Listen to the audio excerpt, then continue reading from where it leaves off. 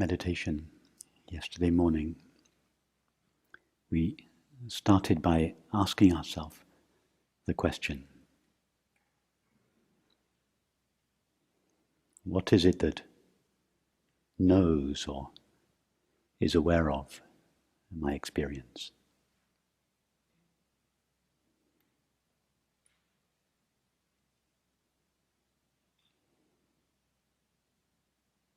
And we saw that whatever it is that knows or is aware of experience is what we call I.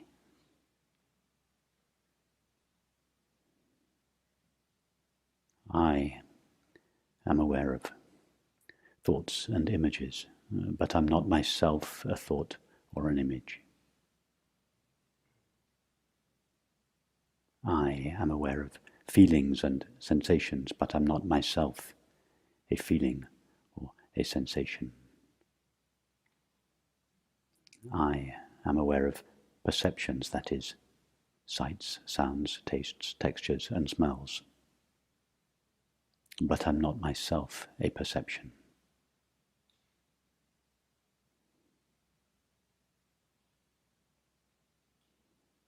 I am that which is aware of all objective experience, but I'm not myself anything that can be experienced objectively. I am the subjective experience of being aware or knowing, independent of whatever I am aware of or know. As such, I am the impartial witness of all experience.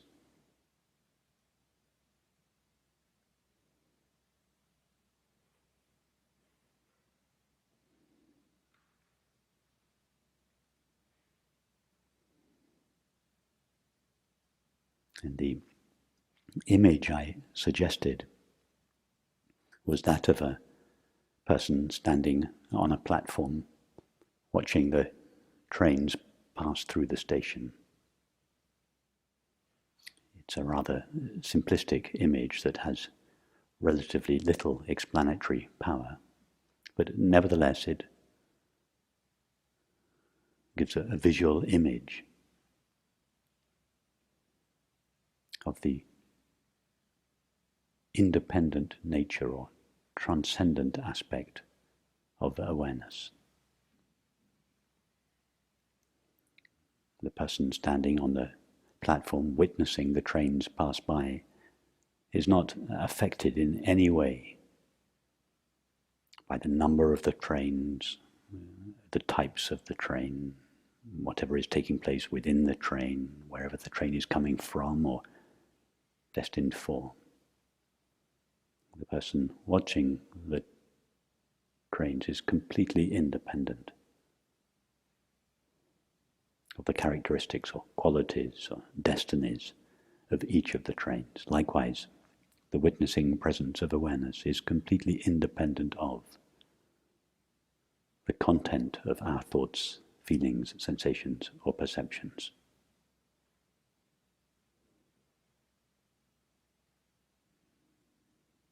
The awareness with which the thought 2 plus 2 is known is exactly the same awareness. The awareness with which the thought 2 plus 2 equals 4 is known is exactly the same awareness with which the thought 2 plus 2 equals 5 is known. In other words, the content of our thoughts, whether they are true or false, right or wrong, kind or unkind, reasonable or unreasonable, makes no difference to the one that knows them.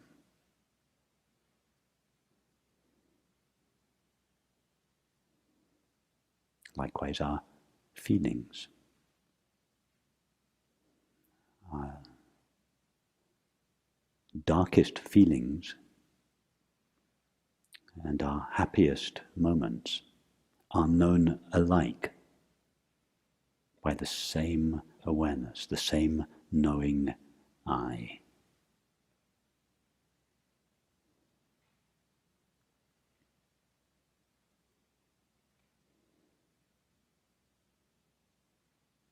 Just as the person standing on the platform is present prior to the appearance of the train, during the existence of the train, and after the train has passed through the station, so the witnessing presence of awareness is present prior to all thoughts and feelings, during the existence of all thoughts and feelings, and after all thoughts and feelings have disappeared. And just as the person standing on the platform is in exactly the same condition before the train has passed through the station and after the train has passed through the station, so the witnessing presence of awareness always remains in exactly the same condition, irrespective of the content or quality of our thoughts, feelings, sensations, and perceptions. It is, as such, said to be transcendent, independent, unaffected.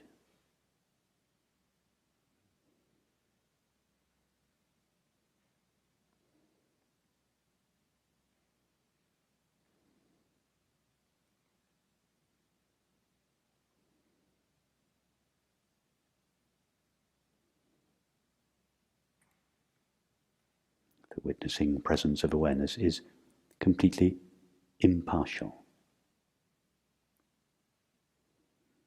Like the sun, it shines on all experience equally. Although all judgments appear to it, it is inherently free of all judgment.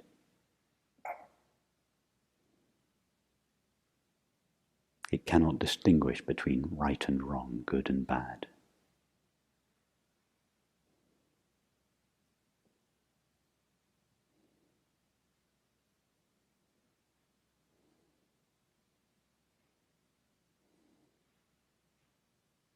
That is not to imply that thoughts about what is right or wrong, good or bad, are not appropriate or relevant.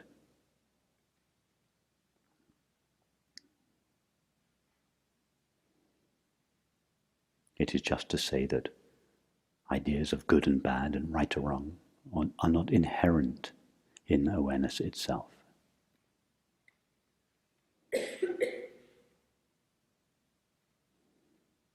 As such, awareness is said to be colorless, free of all objective content, free of all form or limitation.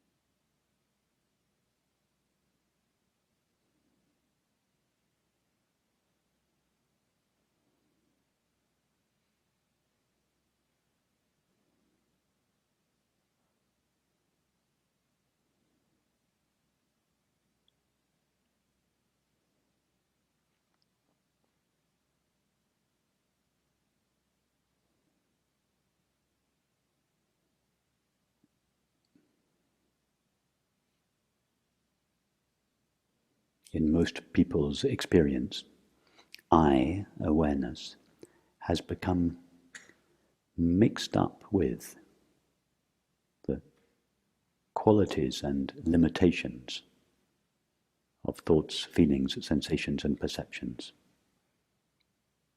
and seems as a result to have acquired their limits.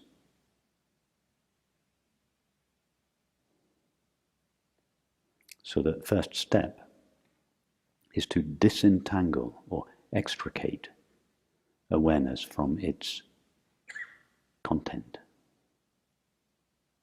from objective experience.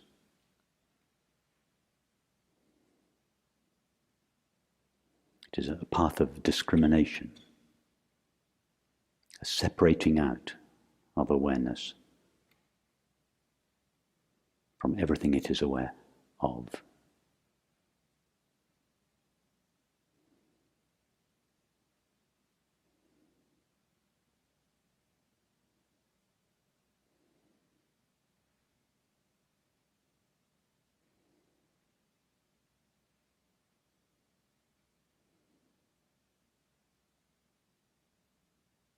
And as awareness is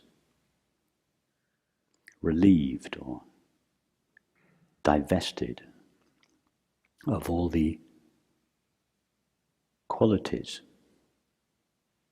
with which it seems to have been mixed, it begins to shine more and more clearly as it is. In some cases, this revelation of the nature of awareness happens unsolicited in a single moment. And we've all read or heard of such stories. But in most cases, this revelation of the nature of awareness takes place gradually or as a series of revelations. The word revelation comes from the Latin revelare, meaning to lay bare. So there is this laying bare of awareness. It's this exposure of the essential nature of awareness, that is, the essential nature of ourself. Naked, open, empty, pristine, luminous. Always in the same condition, never aging, never appearing or disappearing. In other words, without birth or death. Imperturbable, and thus peace itself. Never aggrandized or diminished by any experience, and thus fulfillment or happiness itself.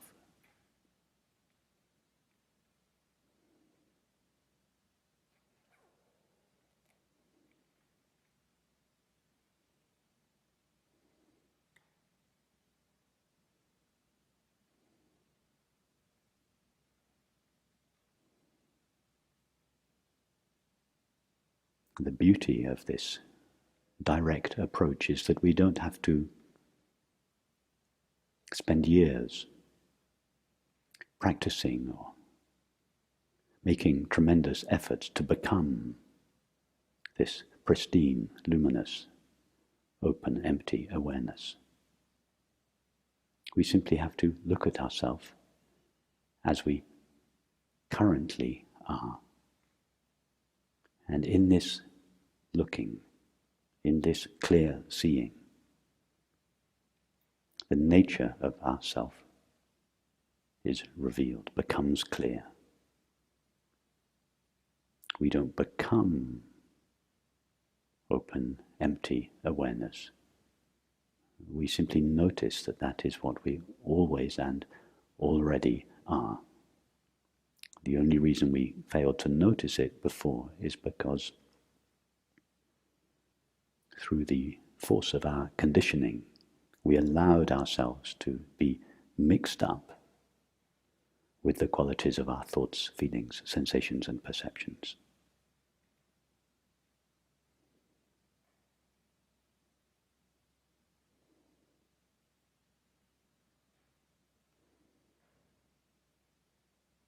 Everybody, irrespective of the content of their thoughts and feelings and the quality of their subsequent activities and relationships, is essentially this same pristine, luminous, open, empty, loving awareness. All that is necessary is to recognize this. And all that is necessary in order to recognize it is to look at oneself. To go to, as it were, that which we call I, myself. In fact, it doesn't even require going to ourself, because we are already standing at and as ourself. There is no distance from ourself to ourself.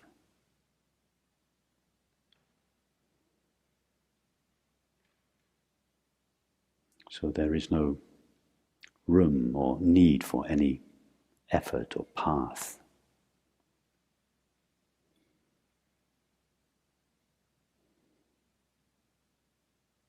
If I were to ask you now, relatively speaking, to stand up and take a step towards yourself, where would you go?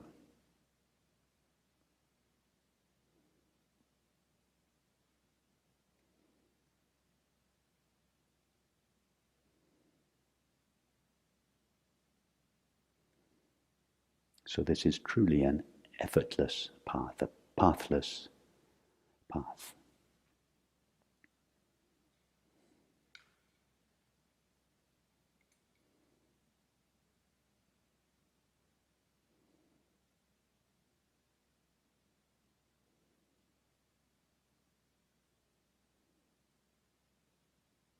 When we walk into a dark room,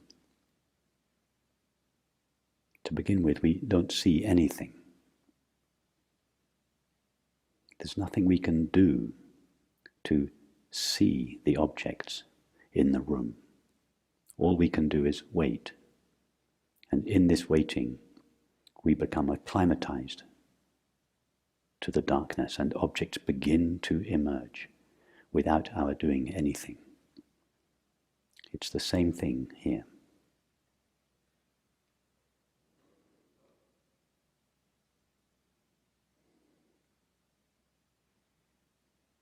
We rest the mind in its source and essence of awareness. And in this self-resting, this self-dwelling, this self-abidance, the nature of awareness is gradually, in most cases, revealed.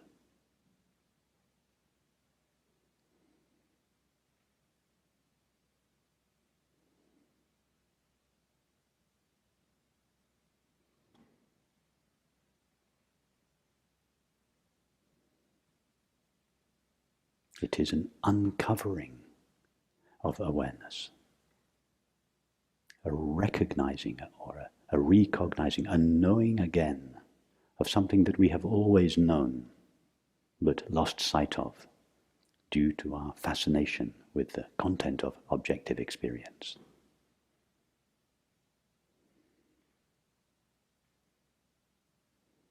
A remembering of ourself, not a remembering of something from the past, but of something that is always present in our experience, but seemingly obscured by the clamor of objective experience.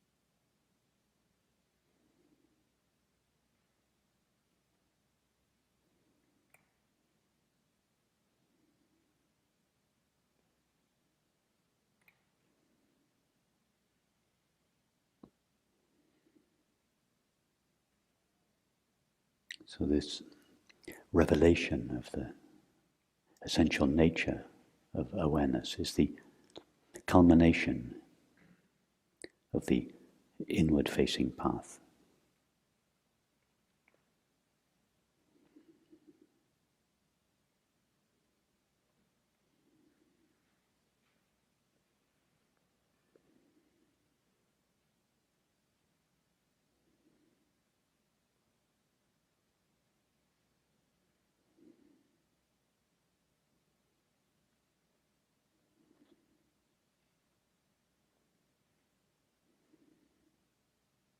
And having established the presence, the primacy, and the nature of awareness, it is then necessary to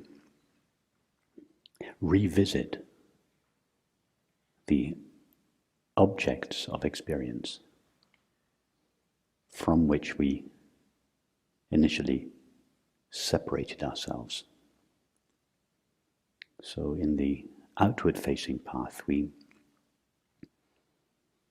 begin to explore and in time collapse the distance or the distinction between awareness and its objects, between the knower and the known, between self and other.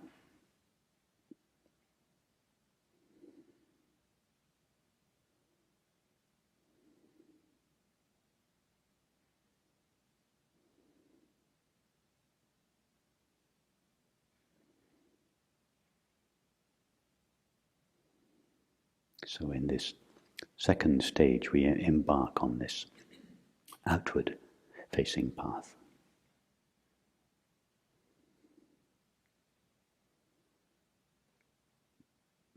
So notice first of all that anything that appears must appear in something or on something. Just explore that statement.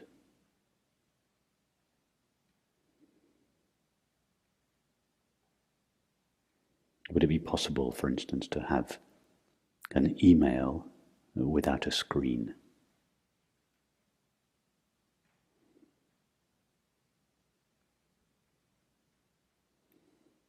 Or the words of a novel without a white page?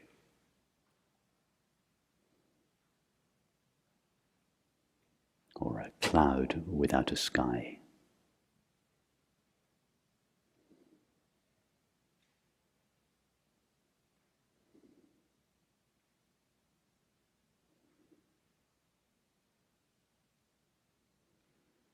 So, our thoughts appear and disappear.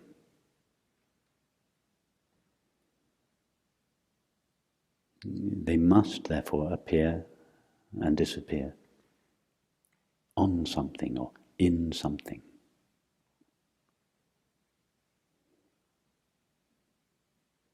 What are your thoughts appearing in?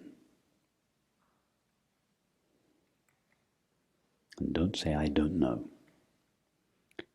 If we are reading an email, we are by definition experiencing the screen on which it appears. Would it be possible to read an email without seeing the screen?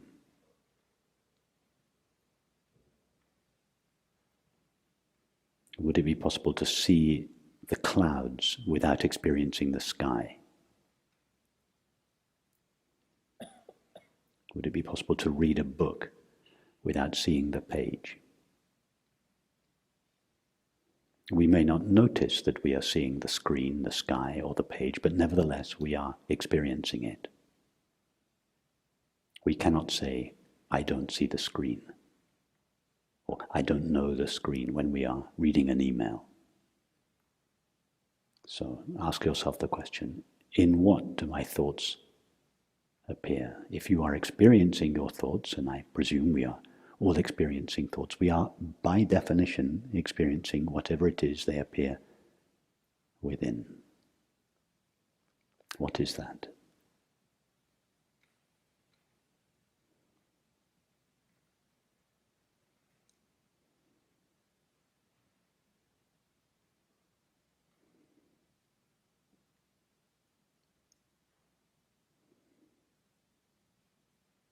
Take whatever feelings are present, if indeed there are any feelings present. And it doesn't matter what the feelings are.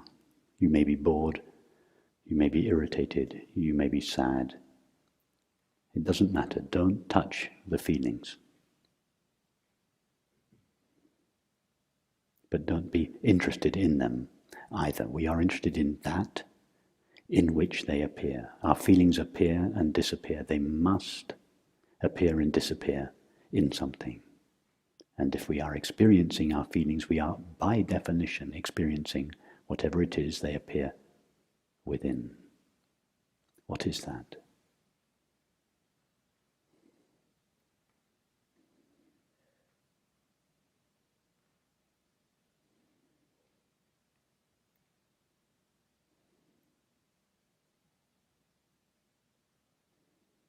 Going back to our analogy of the email, the novel, or the clouds, notice that whatever it is the email appears in is essentially free of emails.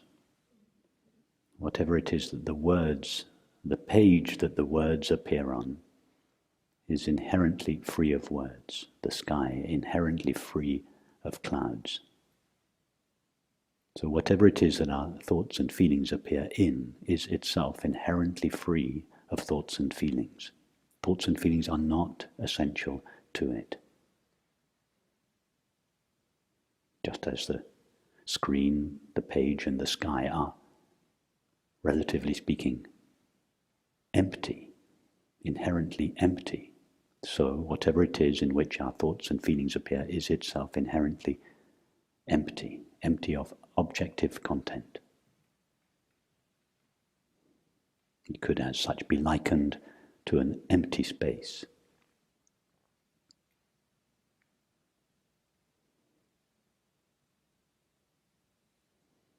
Not an empty, inert space, but an empty, knowing space, or an empty, aware space.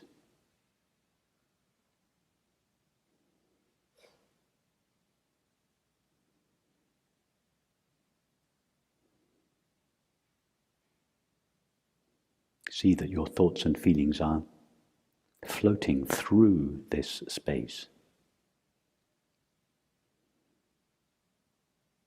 Thoughts pass through this space a little quicker than feelings, so we could liken our thoughts to birds that fly swiftly through the sky, whereas our feelings are slower. They're more like clouds that pass slowly through the sky. But in both cases, the birds and the clouds pass through the sky. Likewise, our thoughts and feelings pass through this open, empty, aware space.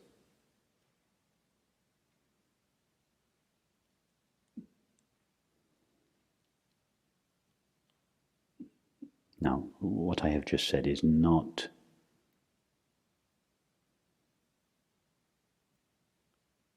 very different from the conventional point of view in which our thoughts and feelings are considered to appear in ourself or in our mind.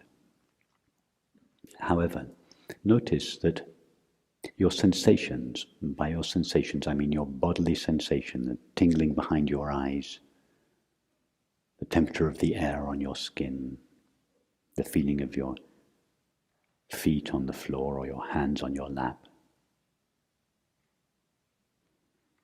the pain in your back or your leg. These sensations are also coming and going. What are they coming and going within?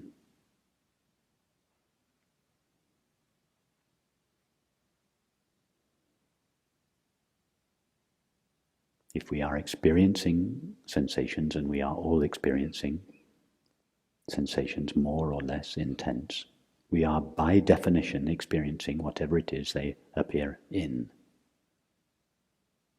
What is that?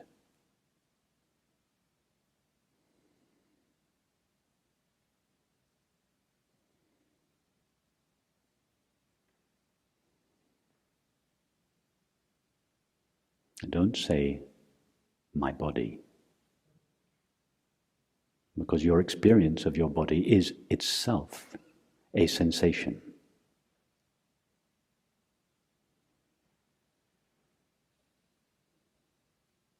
Or a series of sensations.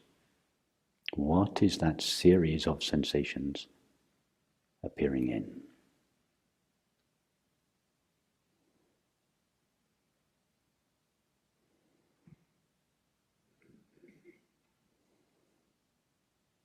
You have to be totally innocent to ask yourself this question.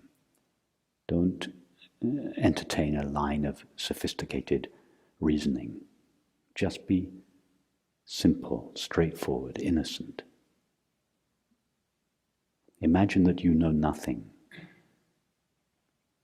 and that you are experiencing the current sensation for the very first time.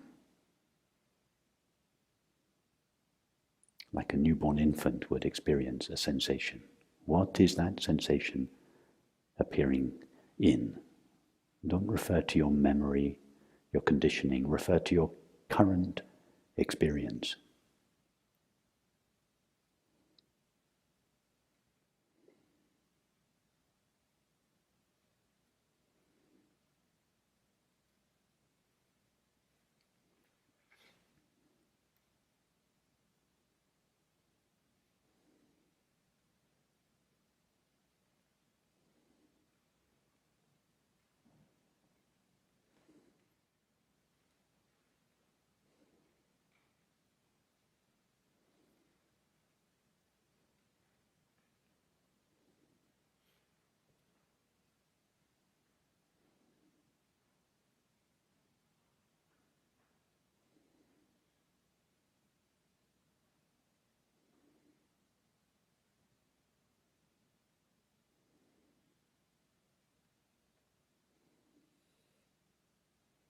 Allow the sensation behind your eyes to come to your attention. And now allow the current thought to come to your attention. Doesn't matter what the content of the thought is. And now with your attention, just go back and forth between the sensation, that is the tingling behind your eyes, and the current thought.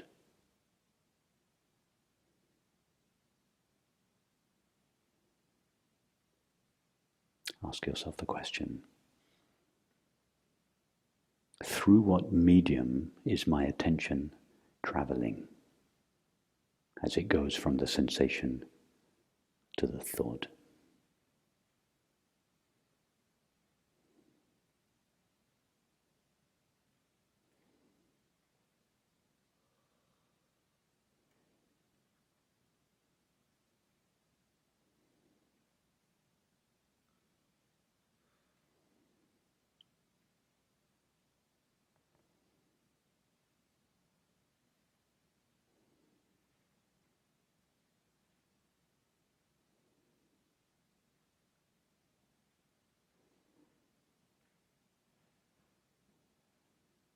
See that your attention is traveling through this empty, knowing space.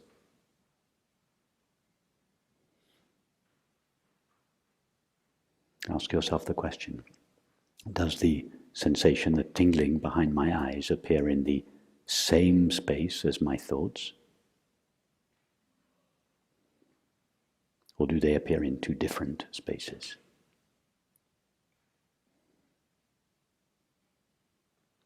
When you travel with your attention from the sensation to the thought, do you leave one field, cross a border, and enter another field in order to come in contact with the thought? Or is your attention always moving in the same field?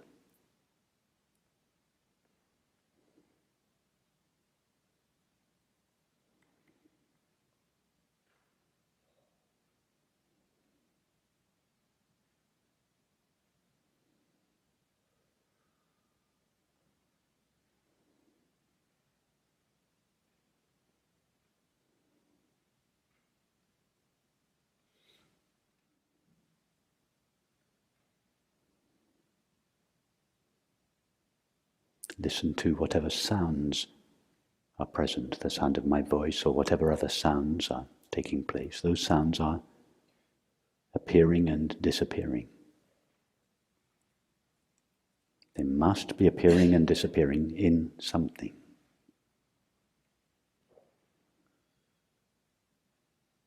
And if we are experiencing the sounds, we are by definition experiencing the medium in which they appear. What is that?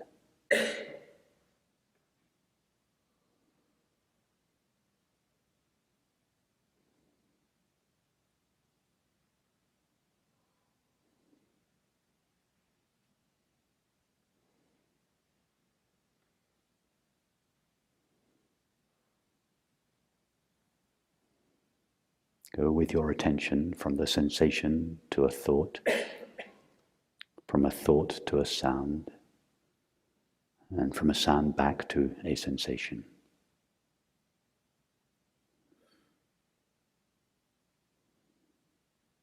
Ask yourself the question, is my attention always moving in the same field?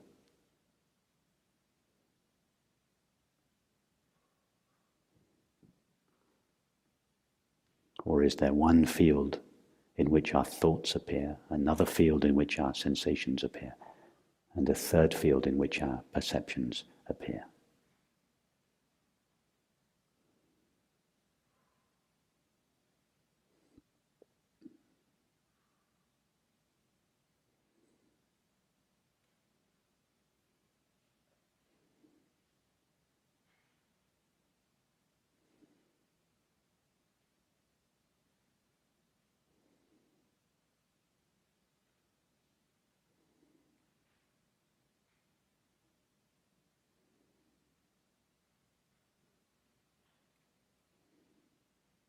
See that your attention is always traveling in the same borderless field.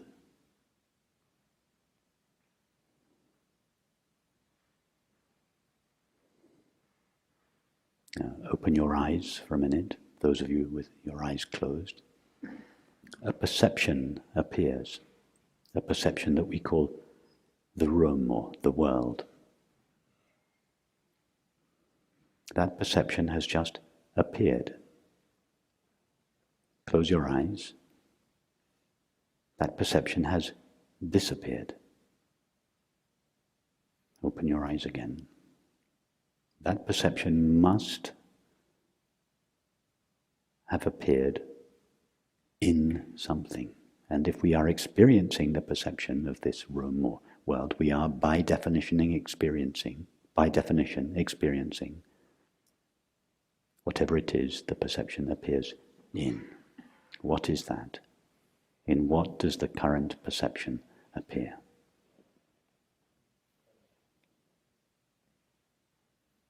Don't say space. Space is itself a perception. The experience of space appears and disappears. What does the experience of space appear in?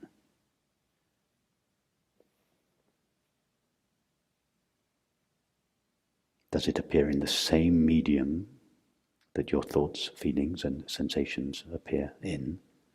Or does it appear in a different field? Just travel backwards and forwards now with your attention from the current thought to the current perception.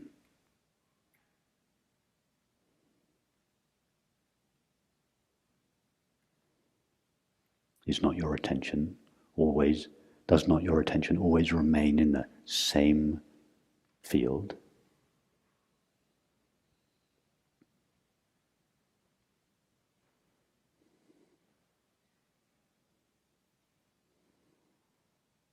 So this is where the non-dual teaching takes a radical departure from conventional thought.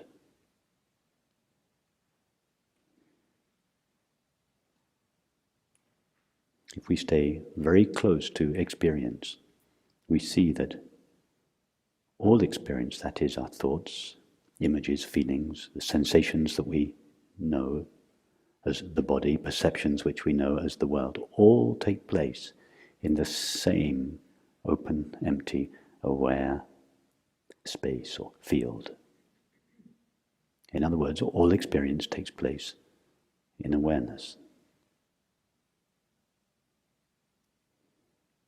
That is not some extraordinary experience that I have, or that none of you are having, or that some people have privileged access to. It is in fact everybody's experience.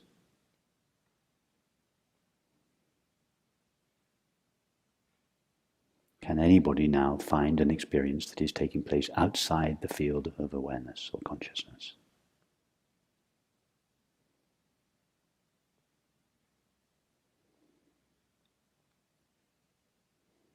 Look back over your past life. Have you ever had an experience that took place outside the field of awareness or consciousness? Think of some of your more exotic, extraordinary experiences. The LSD trips for the over 60s.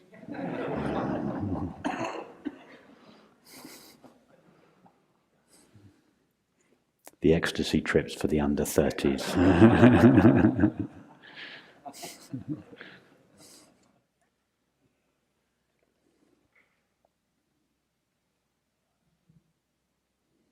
The near-death experiences that some of us may have had. Extraordinary visions or states of mind that some of us may have attained in exotic meditation classes, Kundalini experiences, kriyas, visions.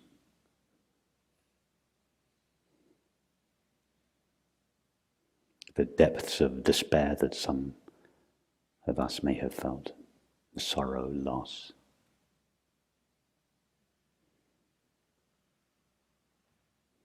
Did any of it take place outside awareness?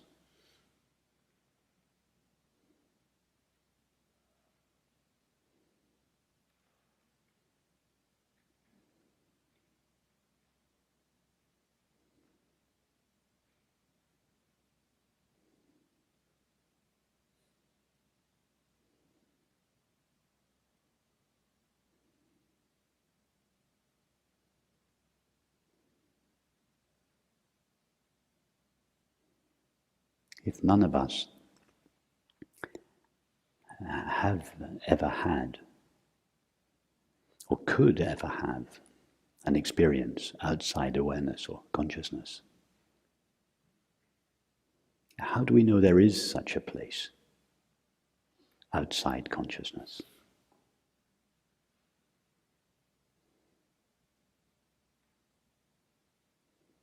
Remember, our world culture is predicated on the belief that consciousness is a byproduct of brain activity, neural activity.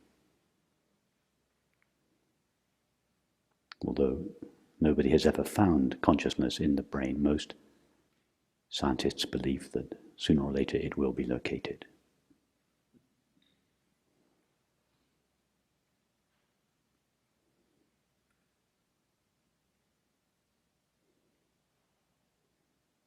In other words, from the conventional point of view, consciousness is this fragile, fleeting phenomenon that exists inside the brain. And everything else exists outside consciousness. Strangely, none of the people that believe this idea, which is well over 7 billion people, have ever found anything outside consciousness. But this fact is not enough to dissuade most people that there isn't anything outside consciousness.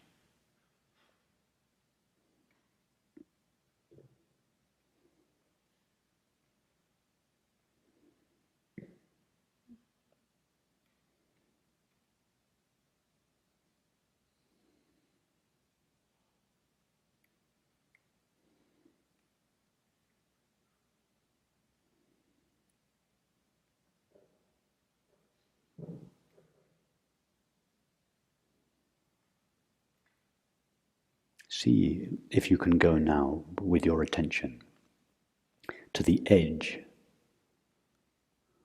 of the space of awareness or consciousness in which all experience appears.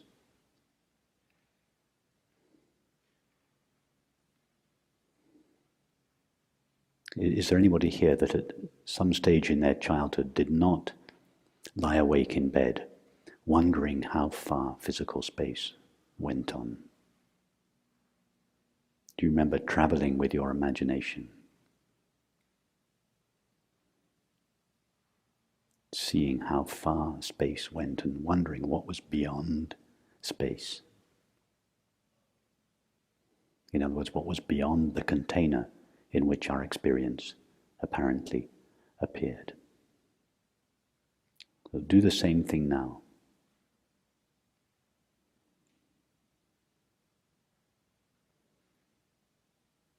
Venture with your imagination to the edge of the space of awareness in which your experience appears. See if you can find that edge.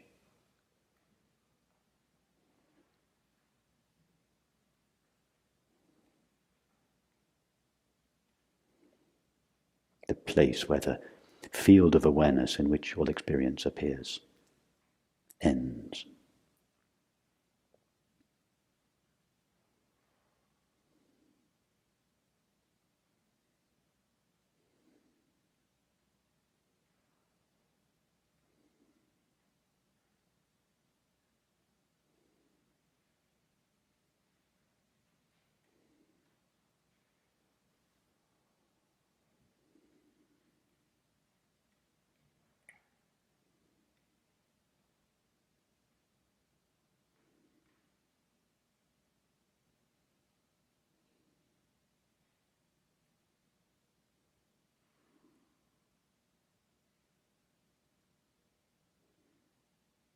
Any edge or border to the field of awareness that we come across would itself be an appearance within awareness.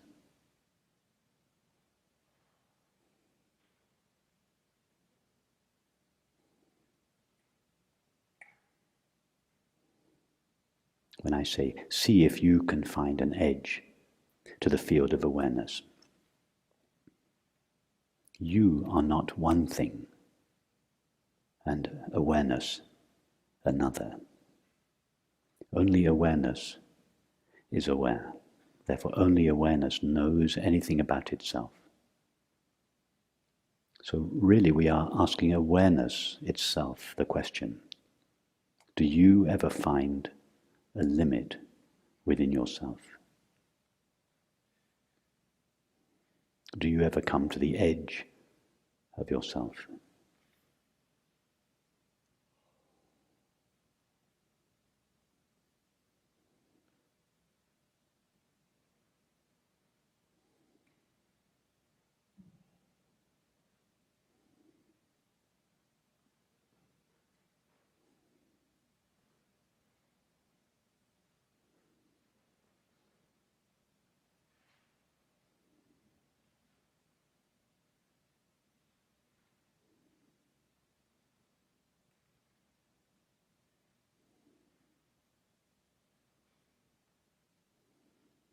See in this way that in awareness's own experience of itself,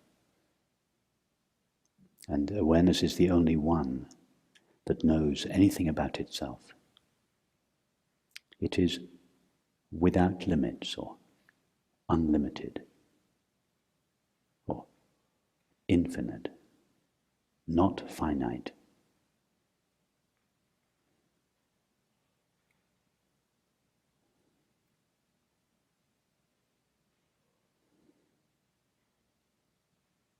To recognize the infinite nature of awareness is not to have some extraordinary mystical experience.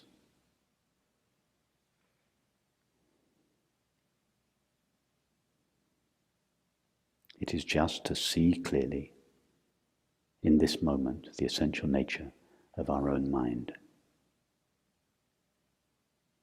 It is not an extraordinary experience.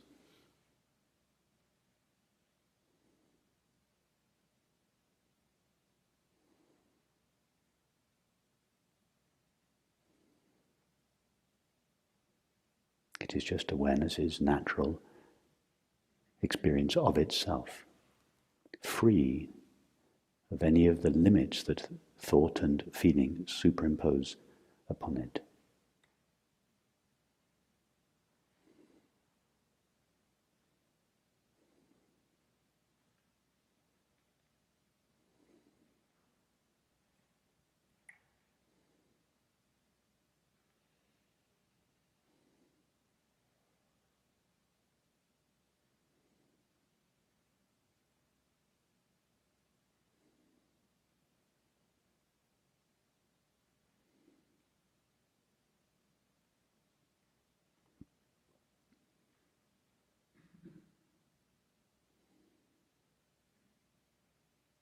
Ask yourself the question, have I, awareness, ever had the experience of myself beginning?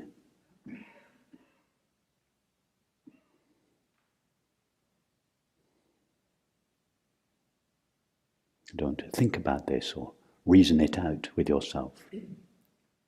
Just go to your experience of yourself, you awareness. What is your experience of yourself?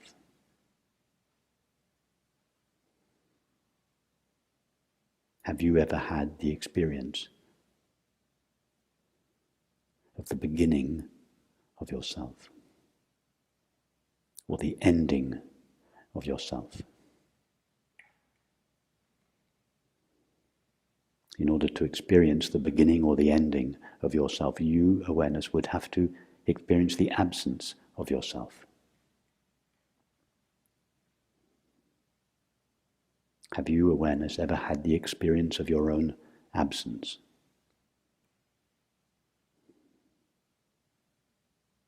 In other words, can you say, I am aware that I am not aware?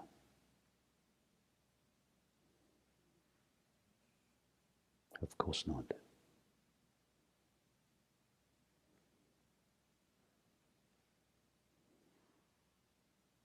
Thought believes that awareness starts and stops. Why?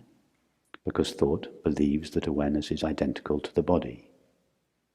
The body is something that appears and disappears, and therefore whatever is identical with it must also appear and disappear with it. And for this simple reason, our culture believes that awareness starts when the body appears and ends when the body disappears.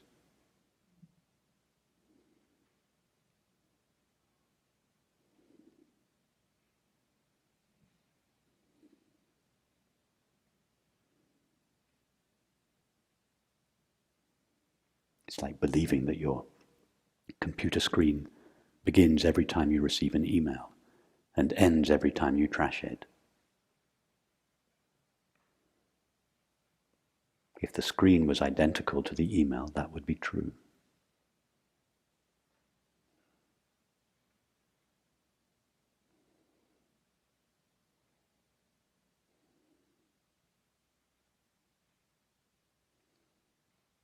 See that in your own experience of yourself, that is, in awareness's experience of itself, it is ever present. It has no knowledge of its own appearance or disappearance, its own birth or death. In other words, in your own experience of yourself, you, awareness, are ever present or eternal.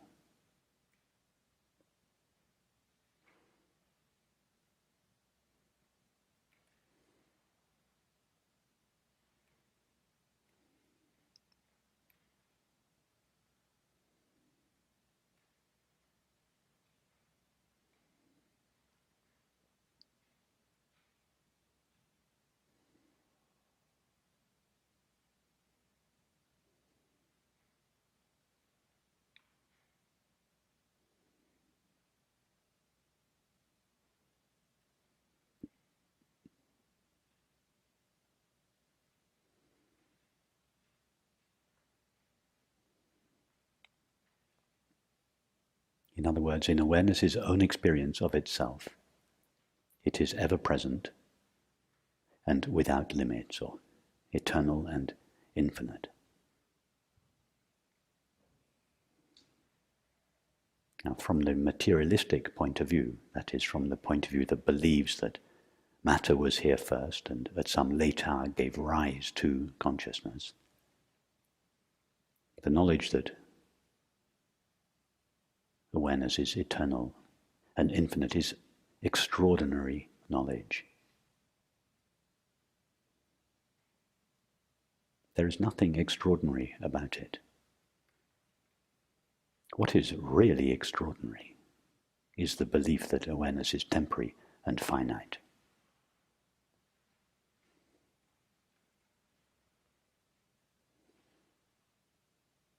For people that used to believe the earth was flat, the knowledge that it is round was extraordinary. For those of us that understand the earth is round, the belief that it is flat is extraordinary.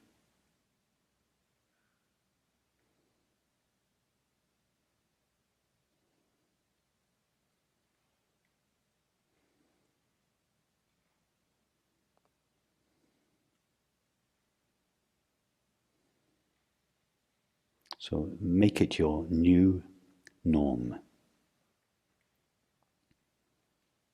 This understanding, this feeling understanding, that all experience doesn't just appear to the witnessing presence of awareness, but appears in eternal, infinite awareness. See that time and space are not the containers of your experience. Consciousness is the container of experience. Don't just understand that, feel that.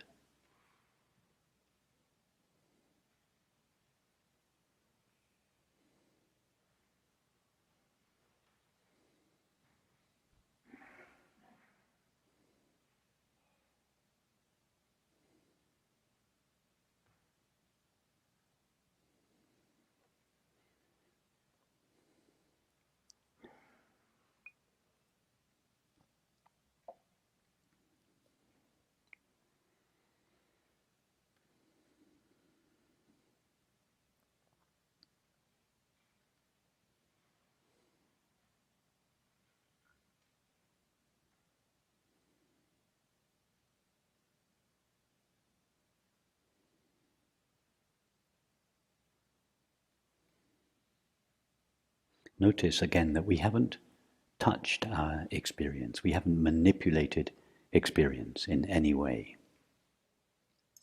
We haven't tried to still the mind or exchange our unpleasant sensations for pleasant ones or uncomfortable feelings for more positive ones. All we are doing is contemplating experience as it already is.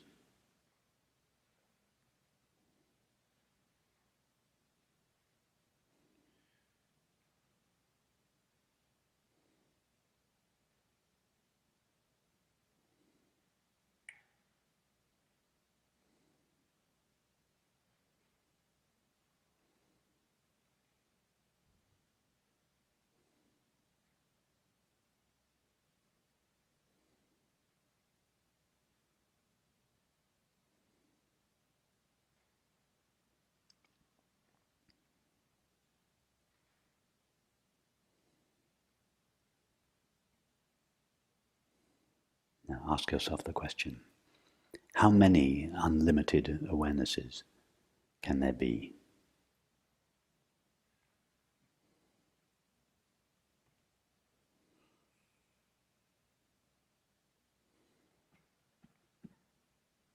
Are there 7 billion unlimited awarenesses, or 7 trillion if we include all the animals?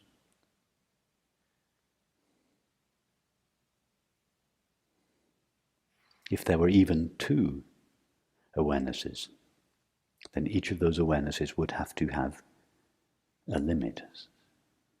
The first awareness would have to stop at the place where the second awareness started.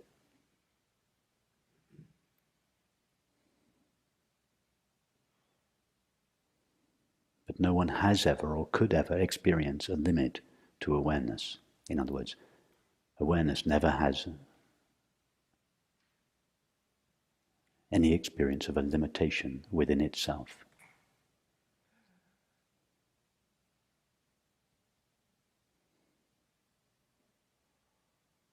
Could it be that each of our minds appear in the same field of awareness? When I use the word mind in this context, I don't just mean thoughts and images. I mean the entire content of our objective experience, thoughts, images, feelings, sensations, sights, sounds, tastes, textures. So I mean mind in the broadest sense of the term. Just as under the materialist perspective, we all believe that each of our bodies appears in the same indivisible, limitless physical space. Could it be that each of our minds appears in the same indivisible, limitless, infinite consciousness?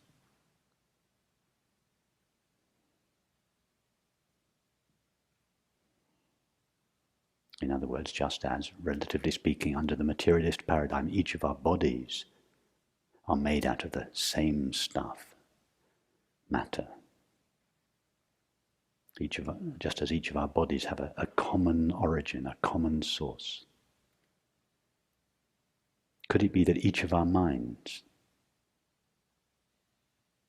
are made out of the same stuff?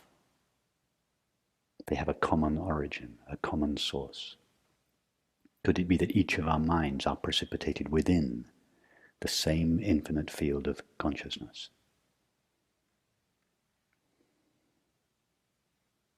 And would that not account for the experience of love? That is, the experience that at the deepest level we are all one.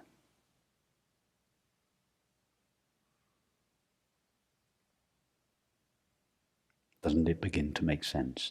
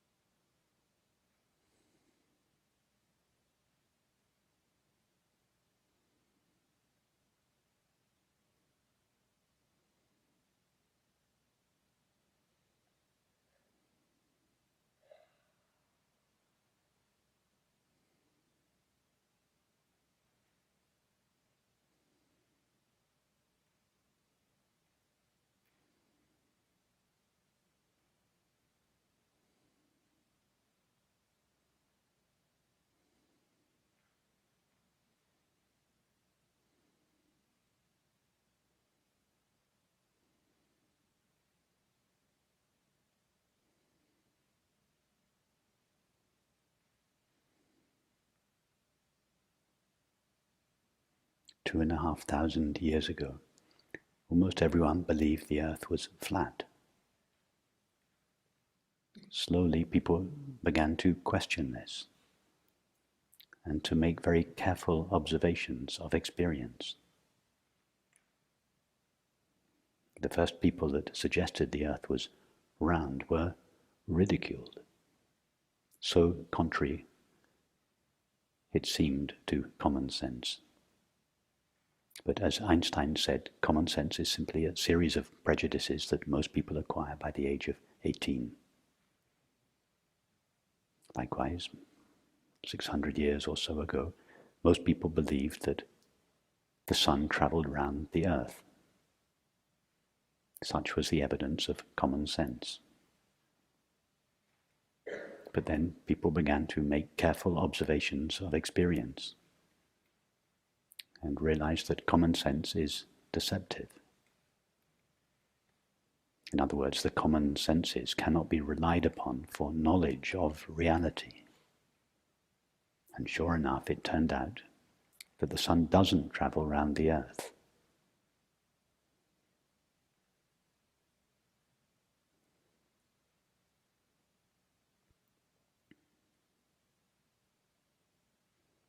Up until now, our world culture has believed that the universe is made out of stuff called matter, existing in time and space, and that mind or consciousness is derived at some very late hour from matter. That's what common sense suggests. But if we make a careful observation of experience, we get a very different picture.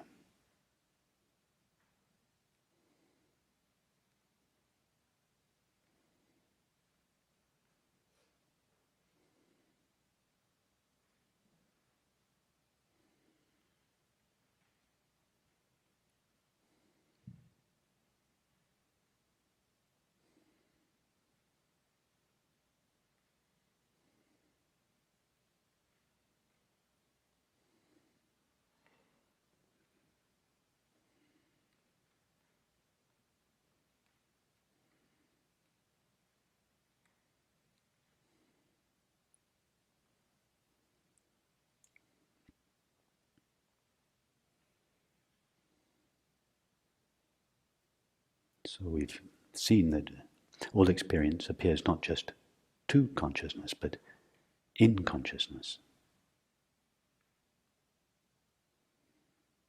So one question remains.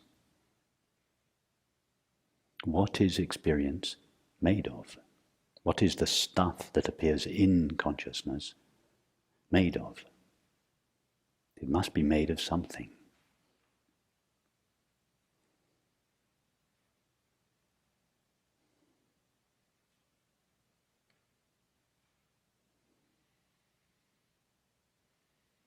What is your experience made of? If we are reading an email, we are by definition seeing the stuff it is made of. If we are reading a novel, we are experiencing the stuff the novel is made of. If we are experiencing thoughts, images, feelings, sensations, and perceptions, we are by definition experiencing their reality. That is the stuff they are made of. What is that? What is your experience made of?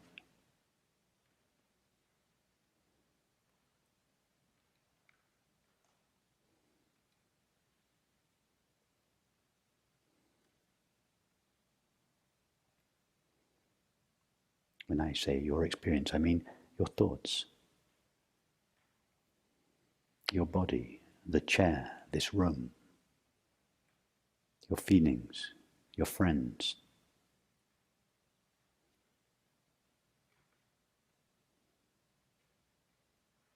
What are they made of? If we are experiencing them, and each of us is experiencing them, we must be experiencing the stuff they are made of. What is that?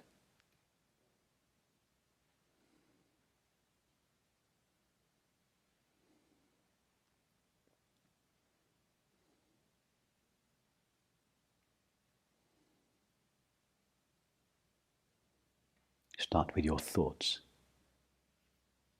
Thoughts are not nothing, they are something. They must be made of something. Touch your thoughts now. Reach out your hand, your imaginary hand. Touch your thoughts. There is something there. A thought is not nothing. What is it? What is the stuff it is made of?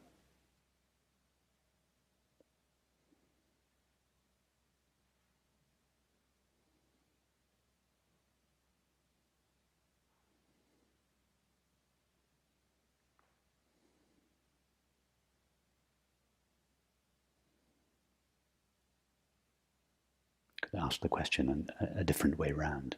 Is there anything to your thoughts other than the knowing of them?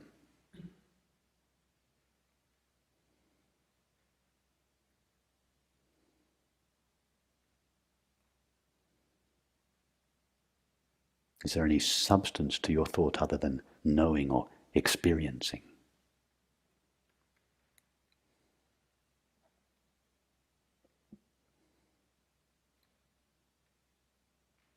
And what about your feelings, emotions?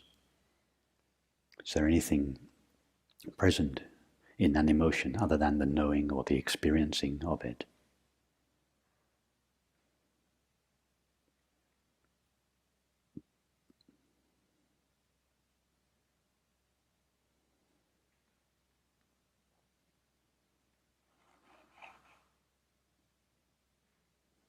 And what about your sensations, the sensation of your hand on your chair or your foot on the floor?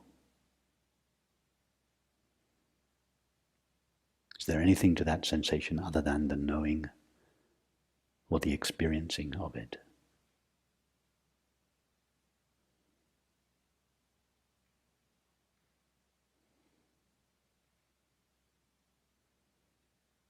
And what about the sight of this room or the sound of this voice? Is there anything there other than the knowing of it?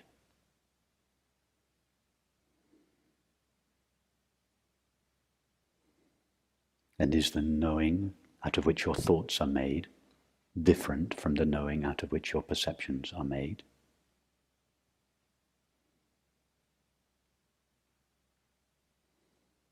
Or is all experience made out of the same knowing, the same consciousness?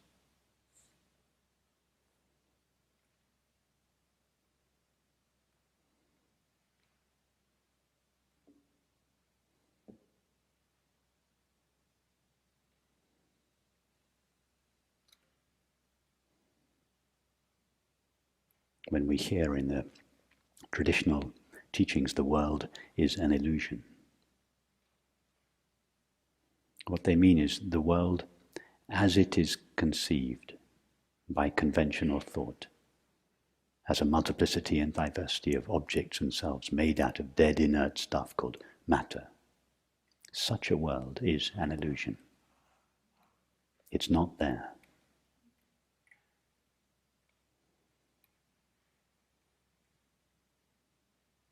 Contemporary science confirms this. But there is a reality to all illusions. The mirage in the desert is an illusion as water, but its reality, relatively speaking, is light. The landscape in the movie is an illusion as a landscape, but relatively speaking, it is real as a screen. So the world made out of matter, our bodies made out of matter, are illusions.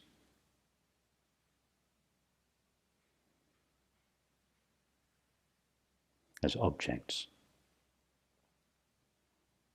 But all illusions have a reality to them. Experience is real. All experience is real. Has anyone here ever had an experience that was not real?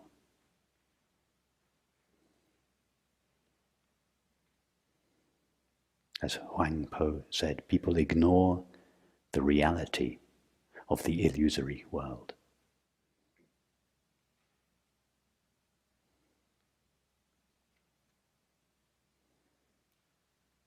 The reality of our experience is consciousness, pure knowing. Consciousness is the only substance that is ever experienced. And it is consciousness that is experiencing it. Matter is an abstraction of thought. That's why physicists have never found it.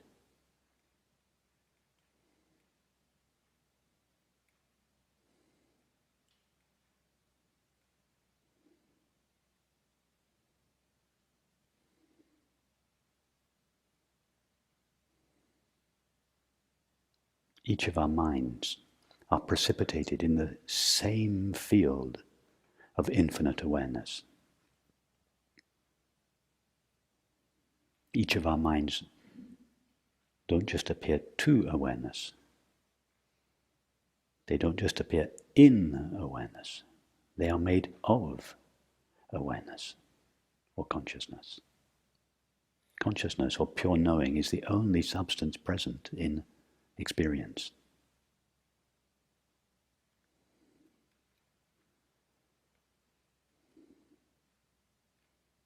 In other words, the world is a virtual reality, appearing in consciousness, known by consciousness, made of consciousness.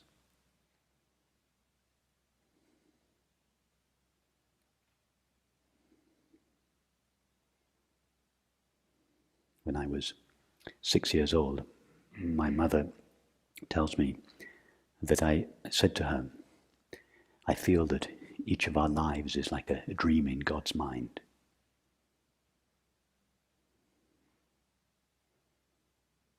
It's taken me almost exactly 50 years later to come to the same conclusion.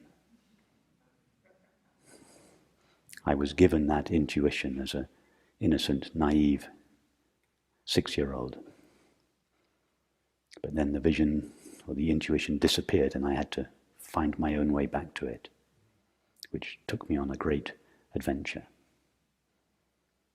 But I've come to the same conclusion, that each of our minds are like a dream in God's infinite mind.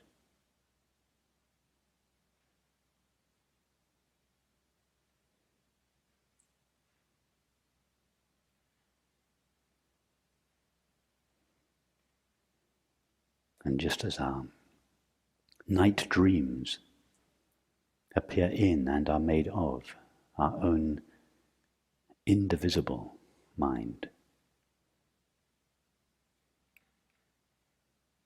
so each of our minds appears in God's infinite, indivisible mind.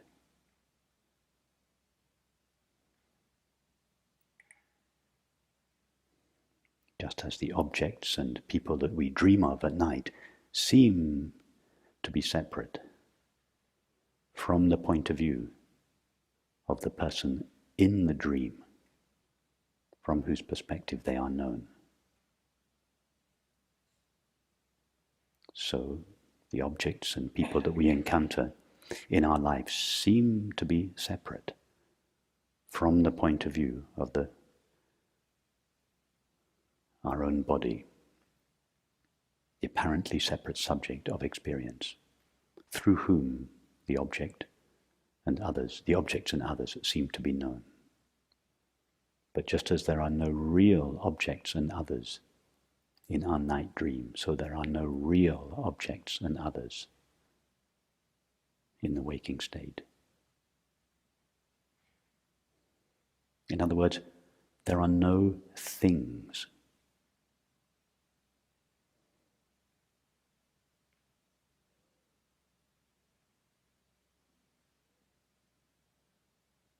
There are no objects. There are no separate selves.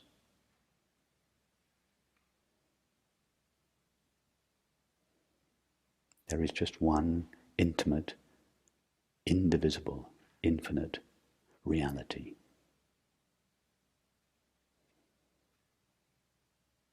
Appearing to itself as a multiplicity and diversity of separate objects and selves, but never actually becoming anything other than itself, never ceasing to be or to know its own intimate, indivisible, infinite self.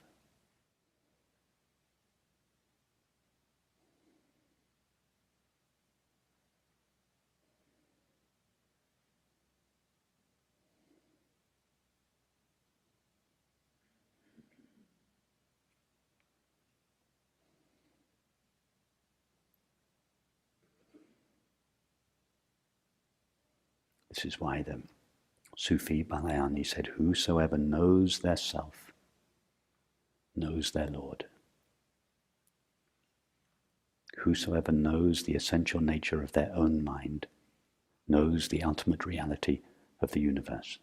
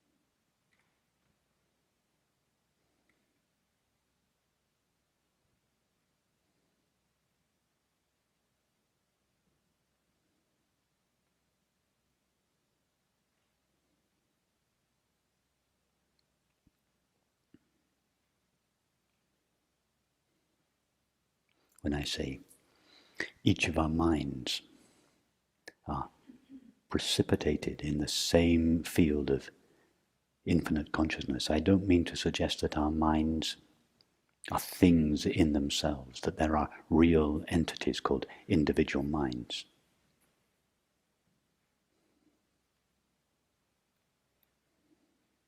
Mind is the activity of consciousness. Just as the movie is the activity of the screen, there is no real thing called a movie.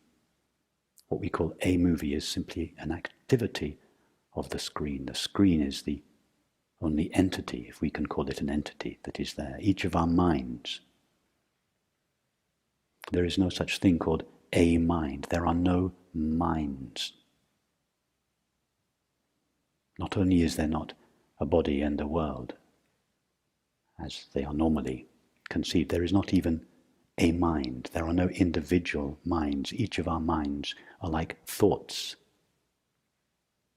in the mind of God.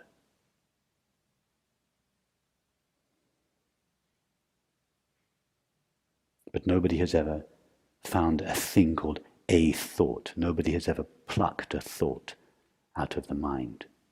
There is no such thing called a thought. A thought is just the activity of our mind. Likewise, each of our minds is the activity of consciousness.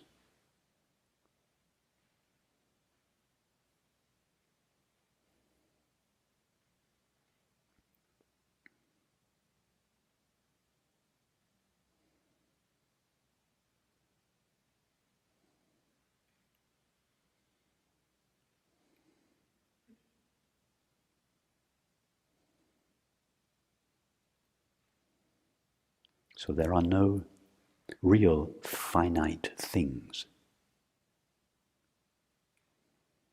So we cannot even say that consciousness is infinite. To say that consciousness is infinite, to say that it is to say that it is not finite. But if there are no finite things,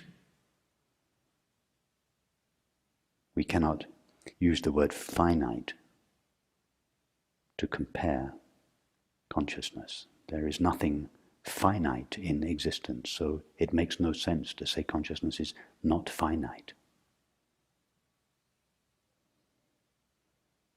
When we say consciousness is infinite, it is just a concession to the belief in finite things. It is a thorn that is used to remove a thorn. There are no finite things, and therefore we cannot say consciousness is infinite.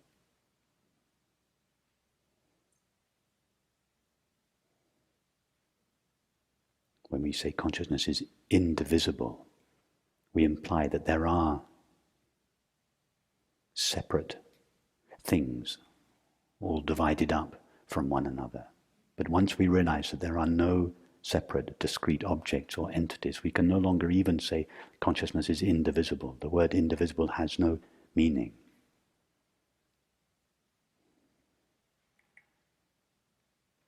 We cannot say that consciousness is pure consciousness, because there is nothing in consciousness other than itself, which could make it impure or stain it or sully it. So this is why it is said that consciousness is truly without any attribute. Even to say that it is eternal, infinite, pristine, luminous is to say too much. This is all these words are borrowed from the language of duality. They all make a concession to the reality of separate, independently existing objects. They are valid words from that point of view, but at a certain stage we have to abandon even all these descriptions. They are all predicated on the belief in separate things.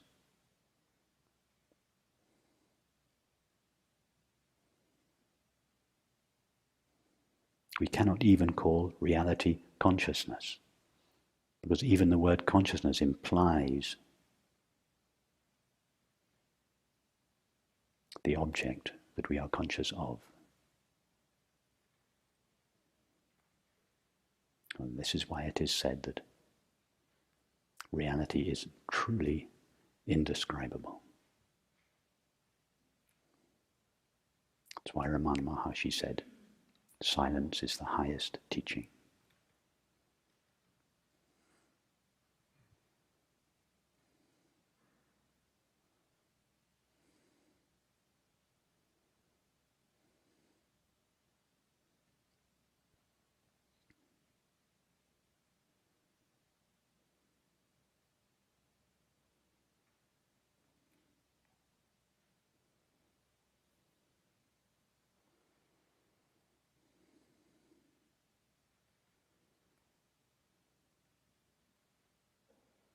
And on that note, I should stop speaking.